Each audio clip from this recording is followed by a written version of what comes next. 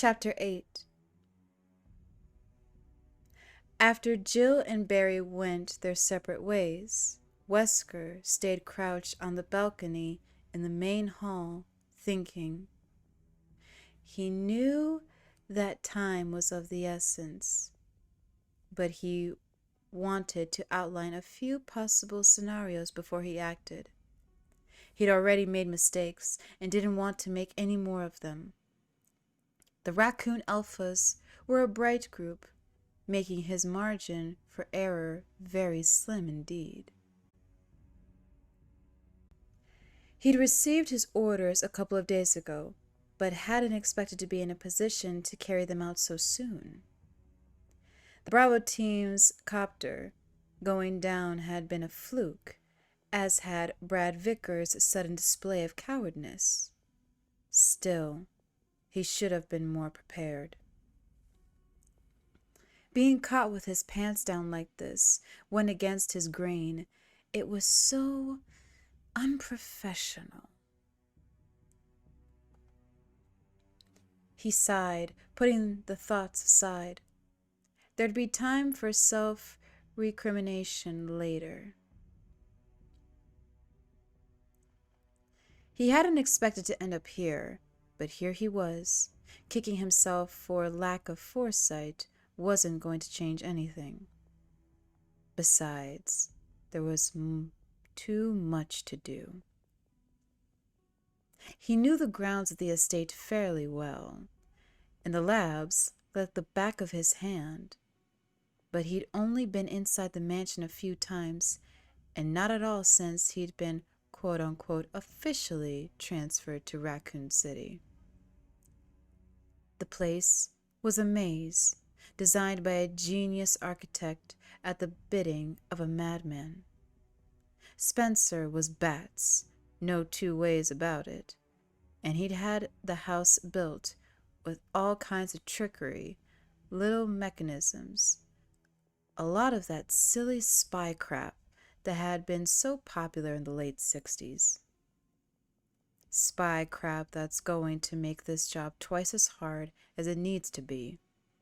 Hidden keys, secret tunnels. It's like I'm trapped in an espionage thriller, complete with mad scientists and a ticking clock. His original plan had been to lead both the Alpha and Bravo teams to the estate and clear the area before he proceeded to the lower labs and wrap things up. He had the master keys and codes, of course. They had been sent along with his orders and would open most of the doors on the estate. The problem was, there was no key to the door that led to the garden. It had a puzzle lock and was currently the only way to get to the labs outside of walking through the woods. Which ain't gonna happen. The dogs would be on me before I could take 2 steps, and if the 121s got out. Wesker shuddered, remembering the incident with the rookie guard who'd gotten too close to one of the cages a year or so back. The kid had been dead before he could even open his mouth to call for help. Wesker had no intention of going back outside without an army to back him up. The last contact with the estate had been over 6 weeks ago, an hysterical call from Michael Dees to one of the suits in the White office. The doctor had sealed the mansion, hiding the 4 pieces of the puzzle lock in a fruitless effort to keep any more of the virus carriers from reaching the house. By then, they were all infected and suffering from a kind of paranoid mania, one of the more charming side effects of the virus. God only knew what tricks and traps the researchers down in the labs had screwed with as they slowly lost their minds. Dees had no exception. Although he had managed to hold out longer than most of the others, something to do with individual metabolism, or so Wesker had been told. The company had already decided to call a complete wipe, though the babbling scientists had been assured that help was on the way. Wesker had enjoyed a good laugh over that one. There was no way the white boys would risk further infection. They'd sat on their hands for almost 2 months while raccoons suffered the consequences, letting the incompetent RPD investigate, while the virus gradually lost its punch and then sent him in to clean up the mess, which by now was considerable. The captain absently ran his fingers across the plush carpet, trying to remember the details of the briefing about Dee's call.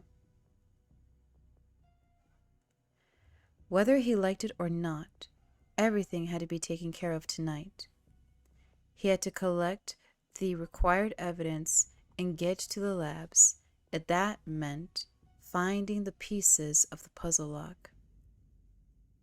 Dees had been mostly incoherent, ranting about murderous crows and giant spiders, but he had insisted that the crest keys to the puzzle lock were, quote-unquote, hidden where only Spencer could find them, and that made sense.